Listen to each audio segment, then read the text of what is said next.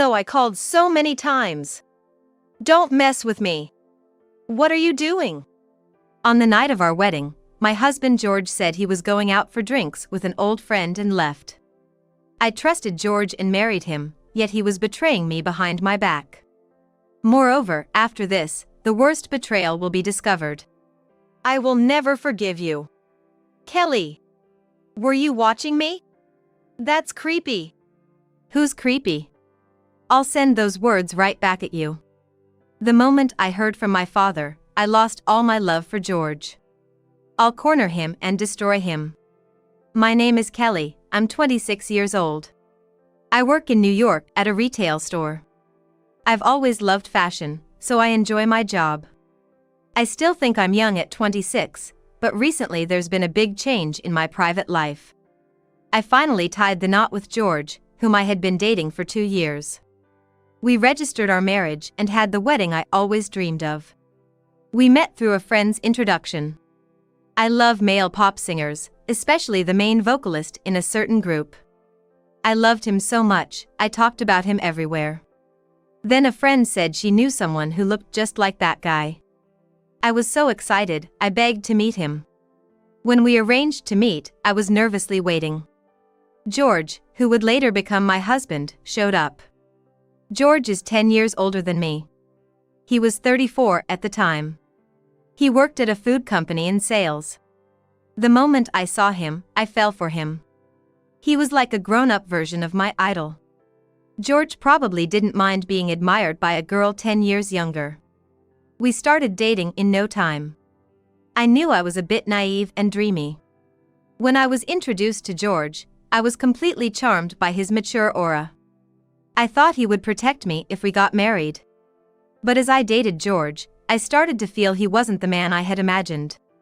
I thought about breaking up several times, but in the end, we decided to get married after 2 years of dating. I thought supporting George would be the best for me. George trusted me, and I thought he would change his mind after marriage.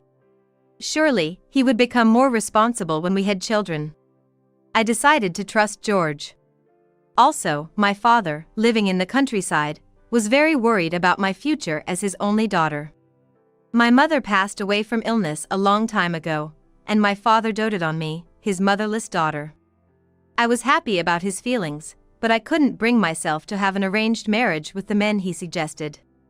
After all, there was no guarantee of meeting someone like George.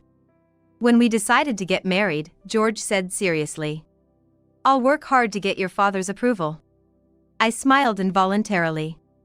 George was indeed serious about our future. We would surely be happy.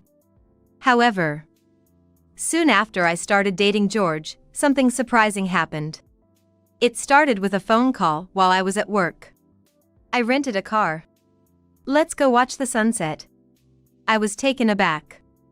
George was supposed to be at work. At 3 p.m., my store was open. "Are you off today?" I asked permission from my supervisor to go to the back room of the store. I asked him quietly, and he said he wasn't off.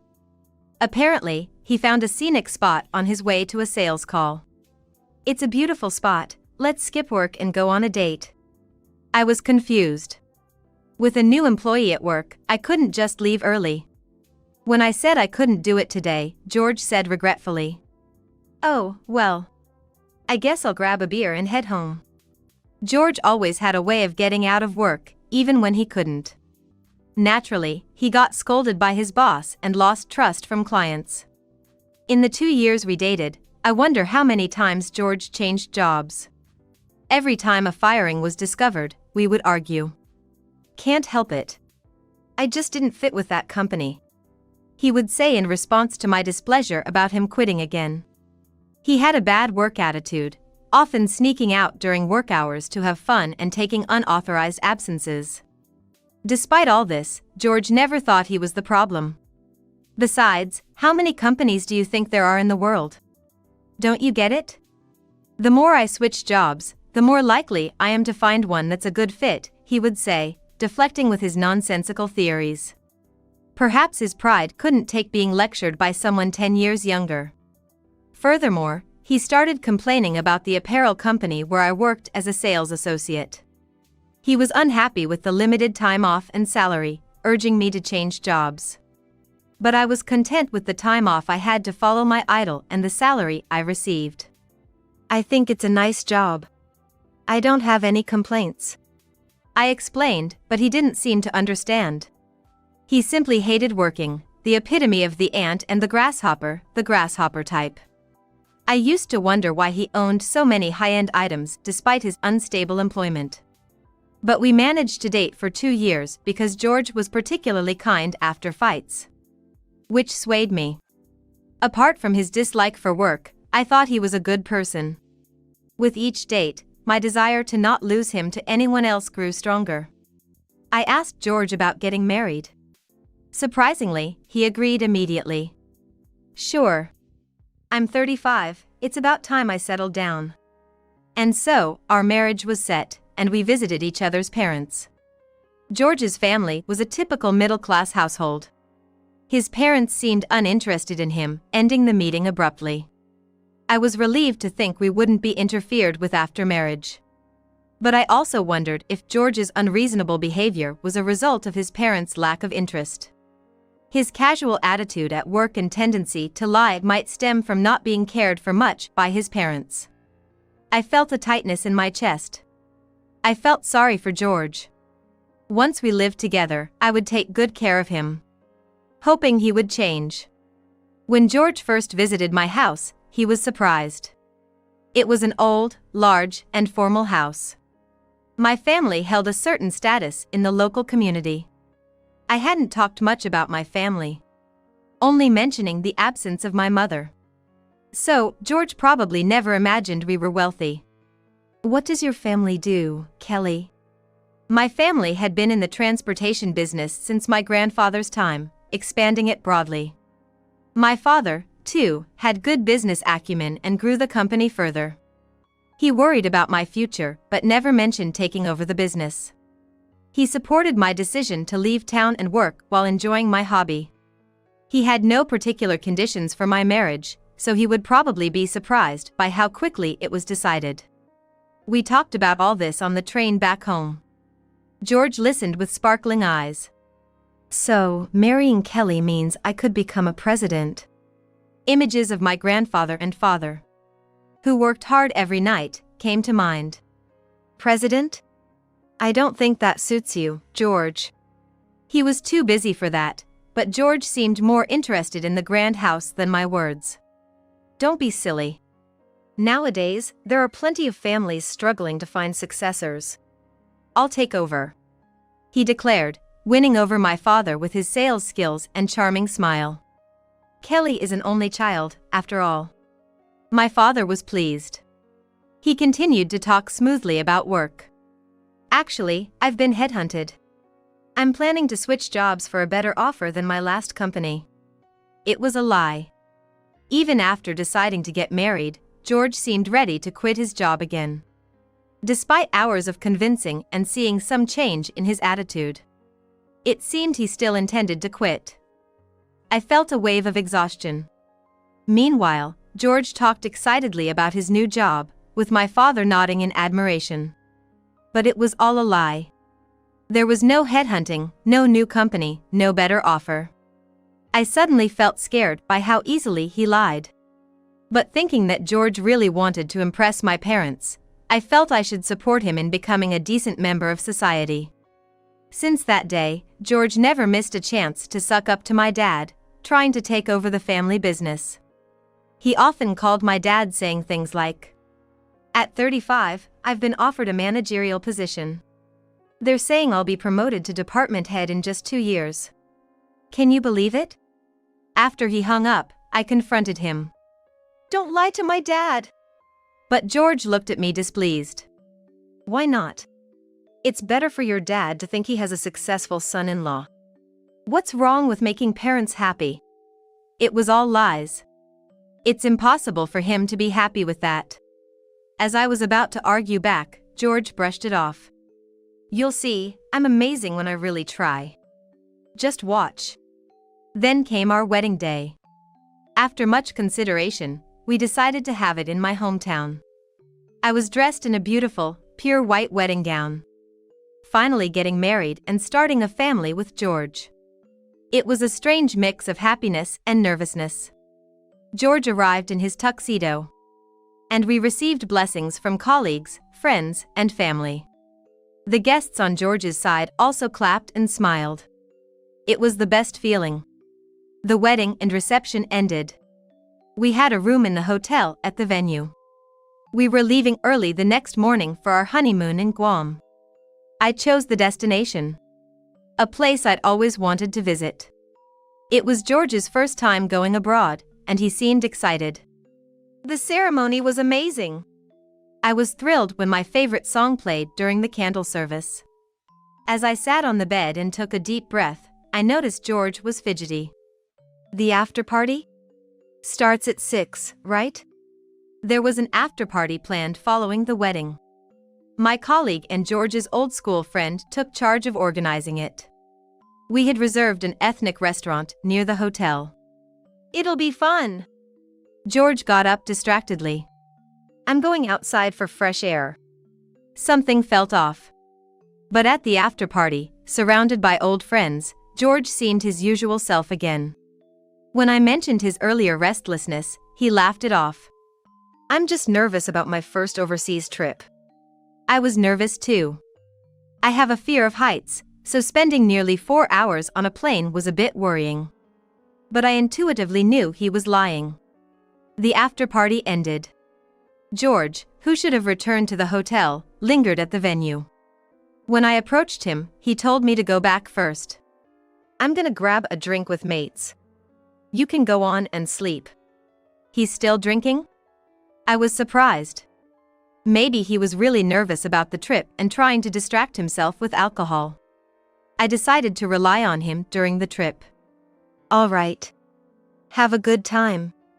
But later, I found out George was with his ex, Diana, who had attended our wedding. They disappeared into the night. Around 10 p.m. I was fast asleep from the day's fatigue when the phone rang. It was George. I called so many times. Don't mess with me.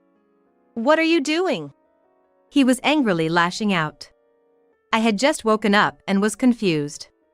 We're surrounded by some weird people. They're all calling your name. What's that about? I heard a knock at the door. Someone's here, hold on. I hung up and went to the door. My phone showed a history of missed calls from George. My dad was standing outside. Seeing my father's stern expression, I knew something was wrong. Kelly, there's something important. Come with me. I instantly knew it wasn't good news. My heart raced. I didn't want to know. But my father's face was tense and serious. Actually, at that moment, all my trust in George vanished. It was more than a shock.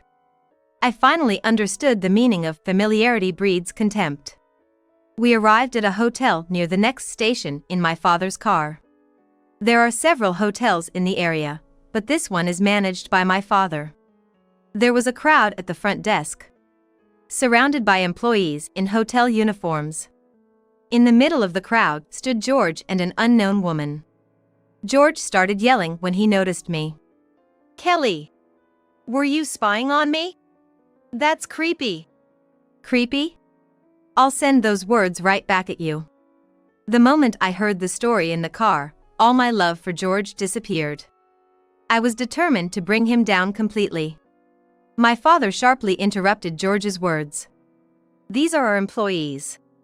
How dare you betray Kelly like this? George turned pale.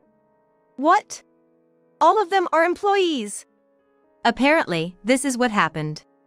George had spotted his ex-girlfriend among the classmates at the wedding. He easily made a promise with her during the after-party. Then he lied about going drinking with friends to send me home first. He checked into this hotel without knowing it belonged to my father. It might not have been discovered. But my father was so happy about my marriage that he live-streamed my wedding in all the company's employee cafeterias. What? Live-streamed? I didn't know. That's embarrassing. I blushed, and my father, sweating profusely, apologized. Sorry, I was just too happy. While many employees congratulated us, it was quite a display of parental pride. I muttered how awkward it would be to face everyone now. However, my father insisted that this live stream helped us discover George's misdeeds sooner. The hotel front desk man, who had seen the live stream, was shocked to see the new groom, who just married the boss's daughter, checking into the hotel with another woman on the night of the wedding. Though he let them into their room, the front desk was in an uproar. The employees debated whether to inform the boss. During their discussions, about 2 hours passed. George and the woman emerged from the room. The employees, determined not to let them leave, surrounded George. Panicked, George called me frantically. "It's all out in the open. What are you thinking? Treating my precious daughter like this?" My father, a former rugby player with a powerful voice, stood imposingly. George, always more delicate and gentle, was visibly shaken by his booming voice. "No, it's a misunderstanding, or a mistake." His trembling voice was pathetic. It was clear he was trying to wriggle out of the situation. The ex-girlfriend looked at him with disdain. I had reached my limit. "Who is that woman?" "My own husband is cheating right under my nose, and in front of my father's employees, no less." It was a huge embarrassment. Not only did he humiliate our family, but he also tarnished the company's name. I had forgiven him for his looks, but this was unforgivable. "I will never forgive you." Seeing my furious face, George started making excuses. "Kelly, you've got it all wrong. My ex-girlfriend, she forced me." Diana and I both exclaimed in disbelief, glaring at each other like furies. George seemed to have decided to blame it all on her, portraying himself as the victim. "Stop lying. We've already seen the surveillance footage of you happily checking in," my father pointed out, making George flinch again. "Were you planning to spend the night with another woman and then go on a honeymoon with me the next morning? How could you be so shameless?" George was stunned, frozen by my direct accusations. I had never shown him this side of me before. An intense anger surged through me, more than I'd ever felt. Not only did he belittle me, but he also embarrassed our family to this extent. He was going to pay for this. In fact, the surrounding employees were utterly appalled. To think that such a happy wedding took place during the day, and by night the groom had already betrayed the bride. George nervously started to speak.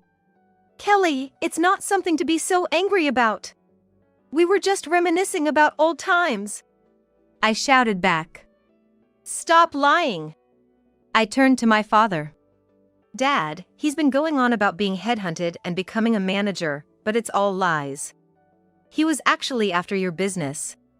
My father turned red with anger. "What? I thought he was always too good to be true, this guy." Pressed by my father's imposing presence, George crouched down, holding his head. "I'm sorry." Both my father and I looked at him with disdain, like one would look at an insect. He really was nothing but a pest who had crept into my life and our home. The employees around us whispered to each other about George's deceitful antics. He had fooled not only the president's daughter but the president himself with his marriage for money. It was a significant scandal we had stumbled upon. The employees didn't know how to react to the situation. "He's a good-for-nothing, a freeloader who can't even do a proper job. Just because he's got a bit of a handsome face." I relentlessly exposed his secrets, and George looked like he couldn't believe what was happening. "I thought it was just a phase or a bad past that my naive daughter brought home. I didn't even hire a private investigator when they decided to get married, thinking we could re-educate him. But I never imagined he would turn out to be such a scoundrel." My father was disgusted, and I felt sorry for him. I should have consulted more with others. Choosing a marriage partner based on looks alone was a mistake. I really intended to reform George. The idea that love could fix everything was just a sweet illusion. "Well, it's good that we found out now. Divorce immediately." George shouted in disbelief, "What?" and looked up with a sly smile, starting to plead. "Please, anything but that. What about me becoming your adopted son instead?" My father and I were dumbfounded. George, excessively humble and groveling, was truly disgusting. Why should we have to accept such trash into our family? What? You have a problem? My father smirked at him, indicating he knew everything. Realizing this, George looked down, ashen-faced. When I looked at my father in confusion, he spat out. Turns out, this guy, George, racked up a lot of debt. He couldn't borrow anymore, so he married you so that he could start borrowing again. My father had immediately started investigating George's background after receiving a call from the employees. In just a short time, the extent of his debts was revealed, and that's why my father was constantly checking his phone amidst this chaos. Everything went dark before my eyes. He even had debts. That's right. I remembered. All those high-end items. I worked in apparel sales and always used products from my company, but George always flaunted his bags and watches. So that's how he could afford them despite not working. He must have been secretly racking up debt. Perhaps he even reassured lenders, saying he was marrying the president's daughter. Such a despicable man. You're beyond redemption. The more I learn about you, the more disgusted I become. George looked at me with shrunken eyes. Kelly, don't say that. Tears forming. Suddenly, he began to cry and clung to my feet. Kelly, you're all I have. You said you'd support me. His sudden attempt to win sympathy through tears. But I coldly shook him off. He exaggeratedly fell to the ground, obviously pretending to be weak. Why bother now? Ask your ex-girlfriend standing right there for help. I pointed to the woman standing sullenly beside him. Until then, his ex-girlfriend had been almost silent, but now she spoke with utter contempt. He told me he'd make me the wife of a president. He married you but had no love for you. He just wanted to use you to escape his debts. George, still on the ground, shouted in panic. His act to gain sympathy was clearly abandoned. That's a lie. Diana's trying to frame me. I love Kelly the most. She would never hurt me like this. Still trying to deceive us. I was fed up. Do you really think you can continue to fool us like this? Are you an idiot? I shouted. Diana, the ex-girlfriend, gained momentum and began exposing more of George's low-life behavior. He squandered a fortune on slot machines.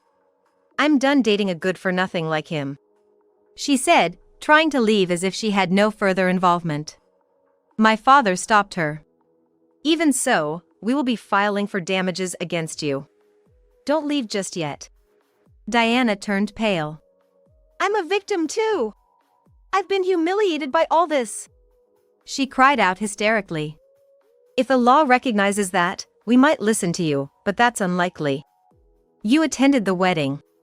You're nothing but a thief. My father said. He asked the front desk man to keep an eye on Diana so she wouldn't sneak away. Meanwhile, George was also panicking. Upon hearing the word damages, he looked as if he never imagined such a situation would fall upon him. Of course. We've just had a wedding and now a divorce. You're 100% at fault. My father said, glancing at his watch. Our lawyer should be arriving soon. George suddenly apologized, rubbing his head on the floor repeatedly. Please forgive me, I really don't have any money. He pleaded desperately. But it was too late for such appeals. My father and I looked down on him coldly. Watching George cry and flail like a child in front of everyone brought some relief to my anger. But I wasn't about to let him off easy. He deserved a complete downfall. Our lawyer was about to get to work. Prepare yourself, George. That night, George lost everything. He was hit with a huge demand for damages by our lawyer and was at a loss. We also told Diana she would have to make amends. I've suffered enough because of you. She spat at George. George eventually went to his parents, begging for money. Lend me some money, thinking I'd save you.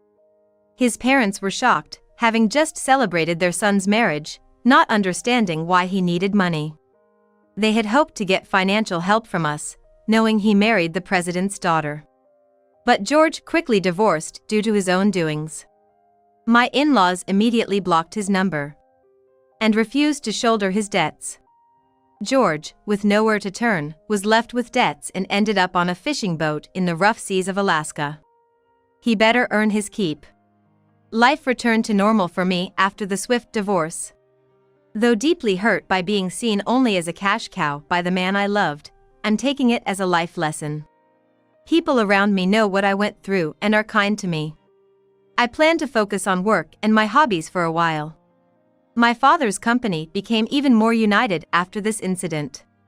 The employees feel proud of having saved the president's daughter, and there's a stronger bond among us. Sales have doubled, and a special bonus is planned. My father told me to take my time with marriage. This experience made me feel his deep love anew. I'm even considering joining my father's company to learn about business management.